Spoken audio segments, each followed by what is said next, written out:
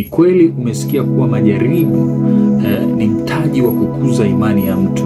Hiyo isikufanye uombe upite kwenye majaribu kwa lengo la kukuza imani yako, kwani wengi waliopita kwenye majaribu kwa nia hiyo waliishia kupoteza kabisa hata chembe ndogo ya imani waliokuwa nayo. Kama majaribu yangekuwa ni njia sahihi na salama ya kukuza imani ya mtu, Bwana Yesu asingewaambia wanafunzi wake katika Luka sura 22 mstari wa 40 kwamba waombe wasiingie majaribuni. Njia sahihi na salama ya kukuza imani ya kwako ni kwa kusoma neno la Mungu na kufuatilia mafundisho sahihi ya neno la Mungu, sawasawa na kitabu cha Warumi sura ya 10 na ule mstari wa 17. Maandiko yanasema kwa basi imani chanzo chake ni kusikia. Basi imani chanzo chake ni kusikia, na kusikia huja kwa neno la Kristo. Mungu akubariki na kukutunza. Amen.